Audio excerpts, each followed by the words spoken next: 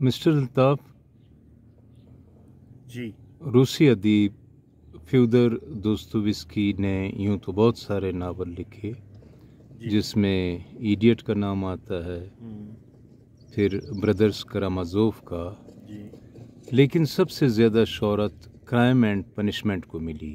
جی یہ ناول ہے کیا؟ سنا اس میں کوئی شخص تھانے میں آتا ہے اور پولیس انسپیکٹر کے سامنے اعتراف جرم کرتا ہے کہ اس نے ایک بوڑھی عورت اور اس کی پاگل بہن کو قتل کر دیا ہے۔ اگر آپ اس ناول کے بارے میں بتائیں۔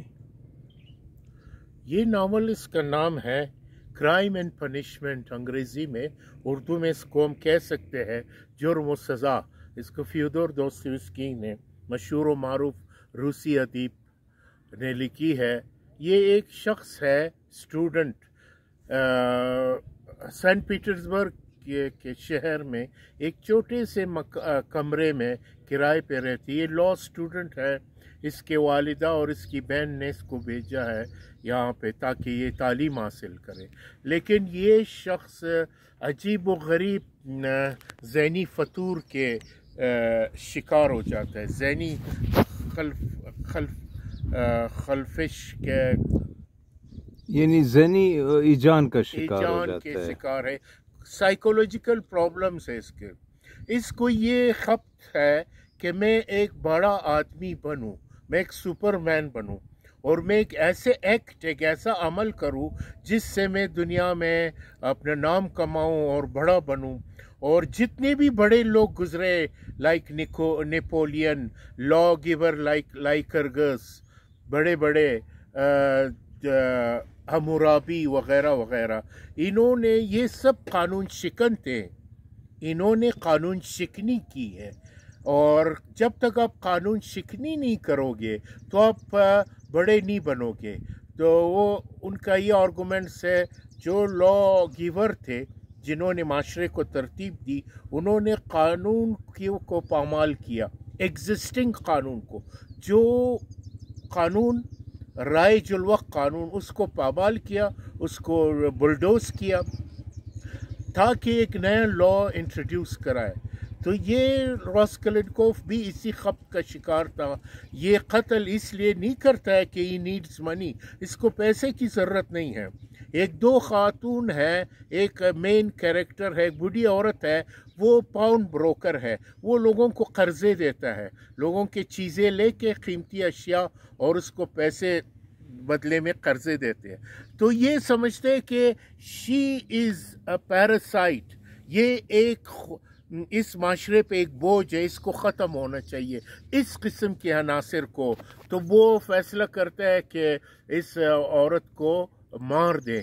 ایک بہانے سے اس کے اپارٹمنٹ میں چلے جاتا ہے، وہ پاؤنڈ بروکنگ، اپنا ایک چیز اس کو گروی رکھ دیتے، کچھ پیسے لیتا ہے، تو اس کو کلاڑی سے اس کو قتل کر دیتا ہے۔ ان مین وائل اس کی بہن بھی آ جاتی ہے، اس کو بھی قتل کر دیتا ہے۔ تو بعد میں یہ اپنا جرم چھپا لیتا ہے، اور یہ اس جرم کے اس گلٹی کانشس میں، اپنے اس گلٹ میں پورا تھرو آؤٹ ناول یہ اپنے ہی دیے ہوئے زخم کے، اپنے ہی دیے ہوئے ذہنی خلفشار کا شکار رہتا ہے، اور پولیس لاکھ کوشش کرتا ہے کہ اس سے وہ گلوائے، یہ کنفیس کرے، اپنے اعتراف جرم کرے، لیکن یہ اس کو اس سے اگلوانے میں ناکام ہوتی ہے۔ اب ٹل جب آپ کے سوال تھے کہ یہ آگ کے تانے میں وہ کرتے ہیں، یہ تو اپنی ایک محبوبہ ہے، اس پراسٹیٹیوٹ، اس کے نام سونیا ہے، سونیا کے پاس آ کے اپنا گلٹ کو کنفیس کر لیتی ہے، تو پھر سونیا اس کو مشورہ دیتی ہے کہ جا کے اپنے آپ کو قانون کے حوالے کرو، اب تم نے بہت اذیت اور تکلیفوں سے گزرے ہو، now it's time to redeem your sin, اپنے اس گناہ کو اب تمہیں ریڈیم ہونا چاہیے، تم نے بہت تکلیفیں برداشت کی ہے۔ Then he went to the police station and confess his guilt.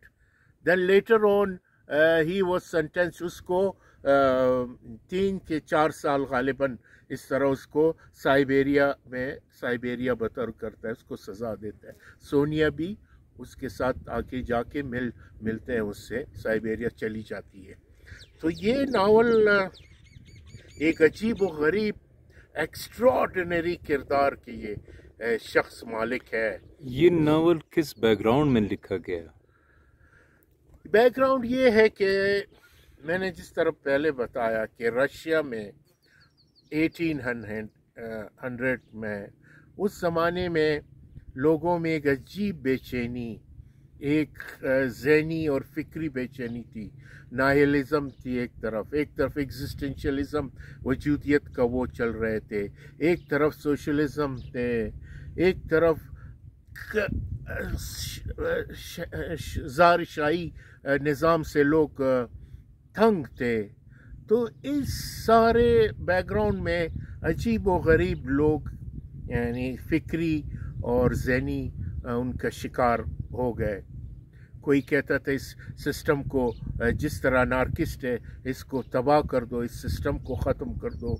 कोई कहता था कि इस सिस्टम को मानो ही नहीं, नाहिलिज्म की कोई हकीकत दुनिया में नहीं है, कुछ भी कायनात में कोई लॉ नहीं है, कोई हकीकत नहीं है, बस ज़िंदगी लॉ है। अल्बर्ट काम्यू की तरह की ज़िंदगी लॉ है, ज़िंदगी का कोई माना मतलब नहीं है, एब्सर्ड है।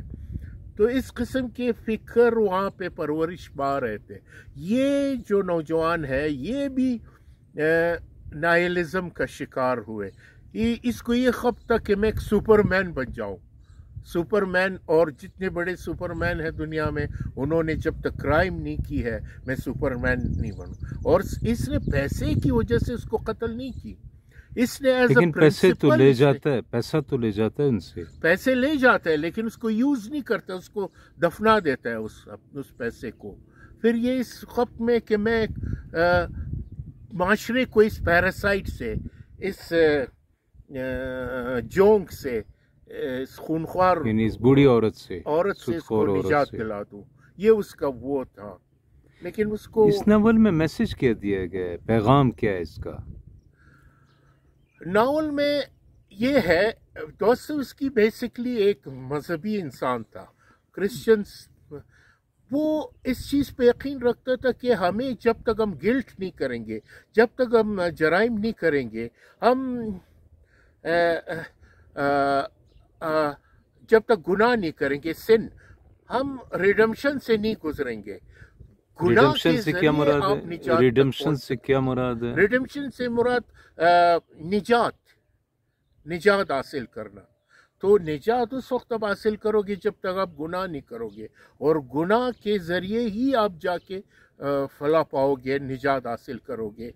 लेकिन इसके लिए ये है कि आप उस ज़हनी दर्द और कर्ब से आपको गुज़रना पड़ेगा, जिस तरह के दोस्तोवस्की के जो ये नाव हीरो है रास्कोलेनिकोव, ये गुजरे है। इस नावल में और भी कैरेक्टर्स है, एक्स्ट्राऑर्डिनरी कैरेक्टर, लाइक मार्मेलेडोव है, एक रिटायर्ड सिविल सर्वेंट है जो हर वक्त शराब पीता रहता है, और वो खुद एक मॉरल डिप्राइविटी का शिकार है। वो खुद कन्फेस करते हैं कि मैं काबिल हूँ कि मुझे फांसी दी जाए, मैंने अपने बीवी अपने बच्चों वैसे अल्ताफ साहब, यहाँ मैं आपसे ये पूछूंगा कि कहा जाता है कि ये नावल जो है क्राइम एंड पनिशमेंट, ये नफ्सियाती किरदारों का नावल है, किस तरह ये है, अगर आप इसको एक्सप्लेन करें। ये बिला शोभा इसमें आपको सारे साइकिक कैरेक्टर नजर आएंगे, साइकोपैथिक ठग टाइप लोग जो सारे नफ्सियाती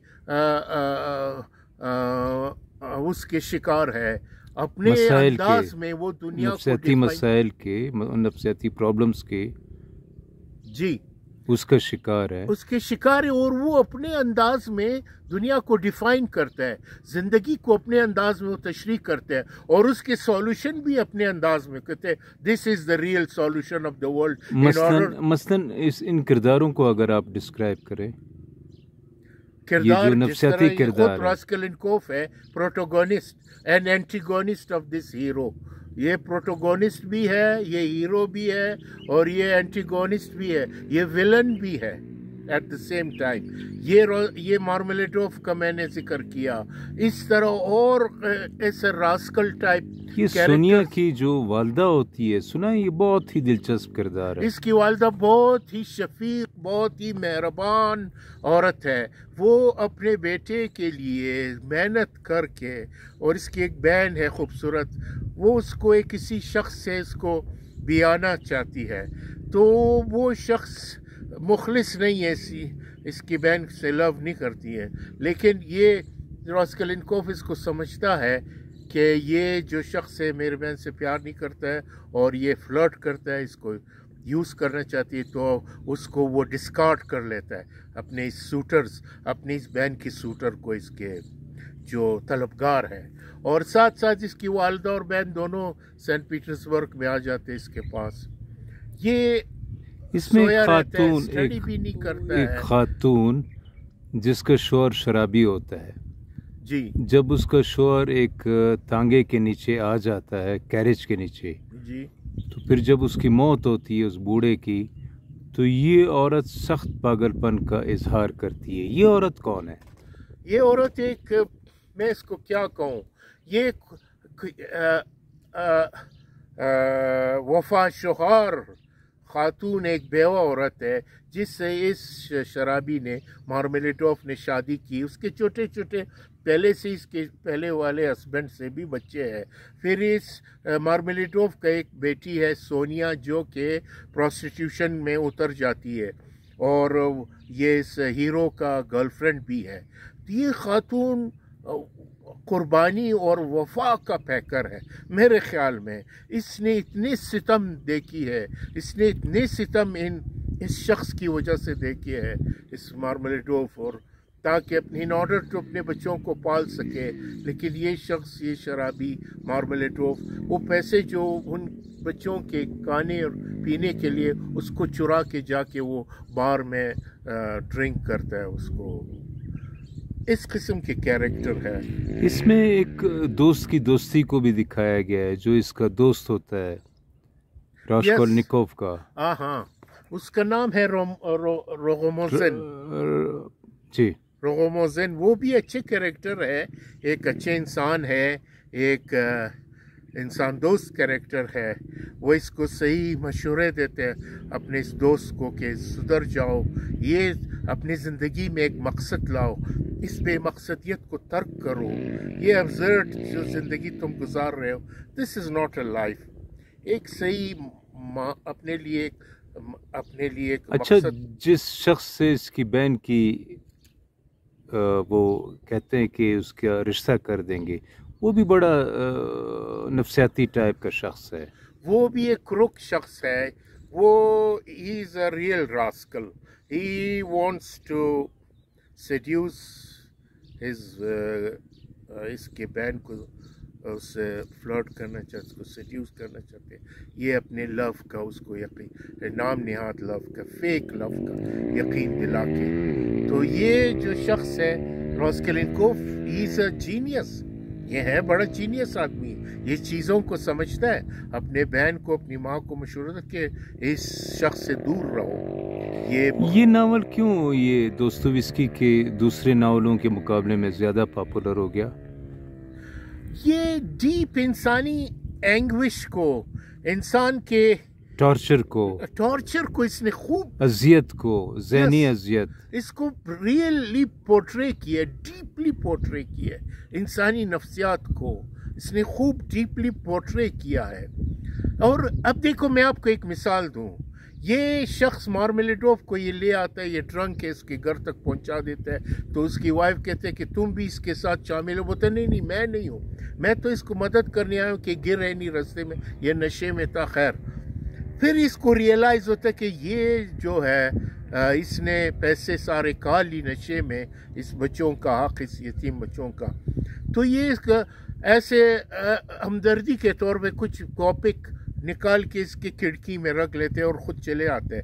اس دوران دوبارہ اس کے ذہن میں ایک خیال آتا ہے کہ میں مجھے کون، میں تو خود ایک مفلس اسٹوڈنٹ ہوں، مجھے کون دے گا پیسے؟ اس پیسے کو اٹھانے لگتا ہے تو اس کا جو گرل فرینڈ ہے سونیا یاد آ جاتے ہیں، بولتے ہیں شاید سونیا کو یہ میک اپ کے اس ناول میں اس زمانے کی جو رشیا میں غربت تھی، جو بدحالی تھی، اس کی بہت اچھی منظر کشی کی گئی ہے. اگر ذرا اس کو ایکسپلین کریں. یہی میں جو کہہ رہا ہوں نا، جو یہ پیسے رکھ لیتا ہے تاکہ یہ اس کو یہ خاندان افاقہ ہو جائے، پھر یہ ارادہ بدل دیتا ہے، پھر بولتے ہیں نہیں اس کو سونیا کو میک اپ کی ضرورت ہے کیونکہ وہ پروسٹیٹیوٹ ہے، روڈ پہ نکلی ہوئی ہے، تو وہ اپنے گھر کو فیڈ کرتی ہے سونیا. تو آگے جا کے جب یہ جانے لگتا ہے تو ایک تاریخی جملہ ہی ادا کر دیتا ہے کہ آئے انسان کتنے ذلتوں کے عادی ہو جاتا ہے. مین آر اکسٹمڈ ٹو، انسان ذلتوں کے عادی ہو جاتا ہے. تھینک یو الطاف صاحب، تھینک یو. Thank you.